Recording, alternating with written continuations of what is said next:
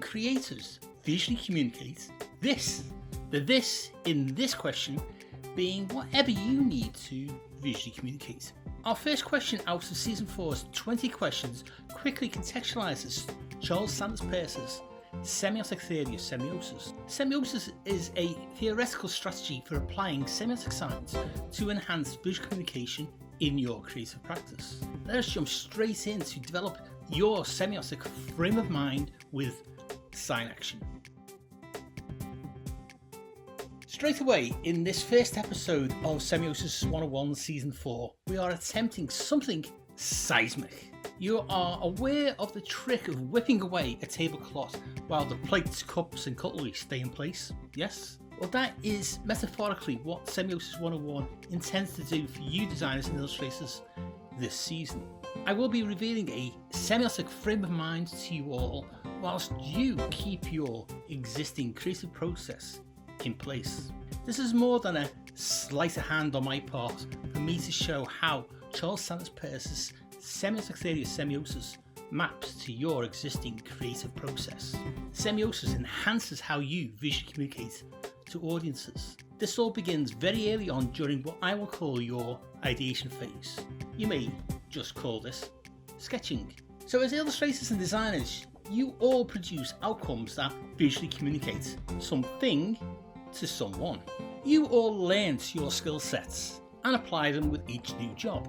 Some of you learned these skills at design and art school. Applying semiotics is not relearning what you know.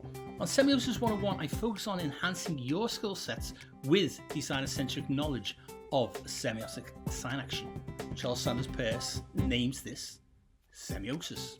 As creatives, you have your own creative process established, if you are a professional, or you are still developing one. You may each use different media, which is great, but what unites you all is that you are all visual communicators. The moment you begin to visualize ideas, the marks you make, however crude, are already meaning bearing. That meaning then matures as the design or illustration develops. As creatives, meaning is visually communicated whether you intend it or not. This is how sophisticated and rich creative outputs can visually communicate at different levels. It is also how miscommunication can happen. Every designer and illustrator has been working semiotically. We have been doing this tacitly, instinctively, and more likely, blindly. Semiosis is a pragmatic semiotic theory predicated on, at a macro level, what the client needs to be communicated, how the creative renders this, and how the target audience perceives and understands this. We visually communicate in essentially two ways: denotatively, this means this, and connotatively, this means that now. Semiosis is the semiotic framework where you can move from an obvious meaning to sophisticated messaging. At a micro level, semiosis enhances your visual language to hook and retain audience attention. Semiotic sign action at a micro level, in designer-centric terms, follows a determination flow of concept, representation, interpretation. Peirce's original terms are more obtuse than that. The designer's or illustrator's role is to visually communicate the message, concept, through how they design or illustrate representation. However, the interpretation is in the hands of the audience. Meanings and messaging are always more than simply denotative. In visual communication design, you designers and illustrators are dealing with subtleties of tone of voice, emotional connections, and creating the correct vibe for the subject and audience. You naturally visually communicate connotatively. Applying a semiotic structure to your connotative approach helps you to craft the most effective visual meaning-bearing elements in your designs or illustrations. Peirce's semiotic sign action provides you with ways to visually calibrate the communication of deeper meanings. Do you remember that Peirce says that nothing is a semiotic sign until it is interpreted? Every mark you make has the potential to be meaning-bearing. It is dormant until perceived as meaning something. This is how the visual language you choose can be enhanced to convey what is meant to be visually communicated, the concept, or it can miscommunicate. Semiosis can begin at the simplest level with mere qualities as semiotic signs to trigger the perception process. Let us now turn to the moment your visual language can semiotically turn from dormant to active interpretation. Hopefully you have understood that your crafting of the visual language you use in your illustrations or designs is already semiotically rich. By applying semiosis, you can control how that visual language makes stronger connections with your audience.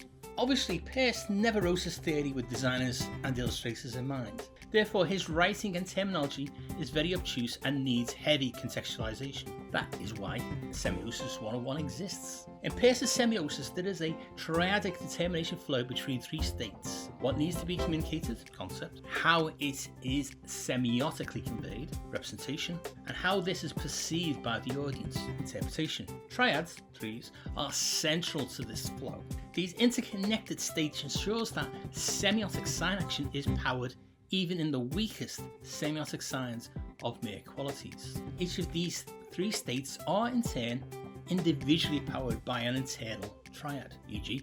iconic and lexical symbolic representation level, from simple to complex. Peirce defines 10 sign classes from simple to complex, which explain how something can be semiotically communicated. Check out my season 3 episodes.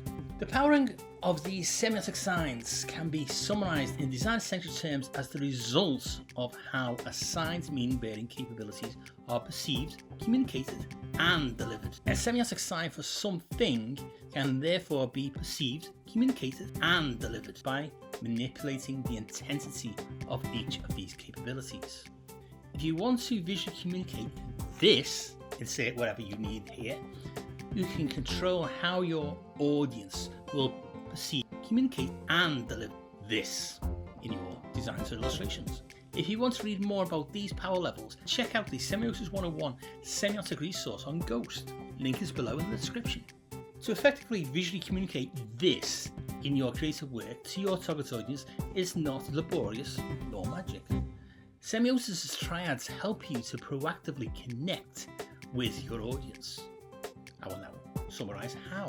Peirce's theory of semiotics comes from a pragmatic philosophical ground rather than a structuralist linguistic form of semiotics. Peirce's semiosis is rooted within phenomenology, and this helps creatives to focus on how you can connect with your audiences. If visual communication, as framed within a pragmatic semiotic lens, crafts its visual language of marks, colours, qualities to convey meaning, then semiosis has an actionable framework to enhance its success. For any audience to understand what they see, they interpret meaning from the visuals.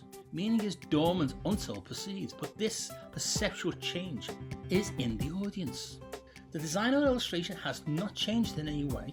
The visual language has just triggered a change in the mind of the audience. This was that. Now, this is this other thing. Semiosis' semiotic sign action begins. As designers and illustrators, you create. What and how you create your work at a micro level is the layering of simple qualities to form more complex designs and illustrations. A brushstroke can indicate a tree, the wind, a nose, etc. A swoosh could form a glyph, a graphic, a logo, etc. These weak and ephemeral qualities are your semiotic micro-level visual communication building blocks of meaning. They form what Peirce calls qualisigns, one-off meaning-bearing triggers. Qualisigns are fleeting. Qualisigns help break the dormancy of perception through contextual, familiar possibilities. The quality, e.g. redness, in itself will always be weakly meaning-bearing until more can be interpreted. Only Peirce's Class 1 signs are qualisigns. Once triggered, these Class 1 signs instantly and subconsciously move the audience to Class 2 of semiotic signs. So, how do we visually communicate this? The this in this question being whatever you need to visually communicate. Firstly, we visually communicate this from weak semiotic qualities that are possibly familiar to your audience. Deeper meaning lies dormant, in plain sight, in your designs and illustrations. If the audience can be contextually guided, then these qualities can instantly become the perceptual triggers for the audience. Secondly, once a semiotic quality piques audience interest, then they can begin to interpret more subtle concepts from the representations within your crafted visual language. We will expand on this in the next episode, so subscribe to be notified when this next free episode is published, or become a Semiosis 101 producer on Patreon and watch all future episodes months ahead of YouTube, plus exclusive goodies. Hint hint. See you all again for the next Semiosis 101 episode. Semiosis 101 is unique in helping illustrators and designers to semiotically enhance your visual communication skills. One designer-centric semiotic video at a time. Remember to hit subscribe to be notified when the next episode hits.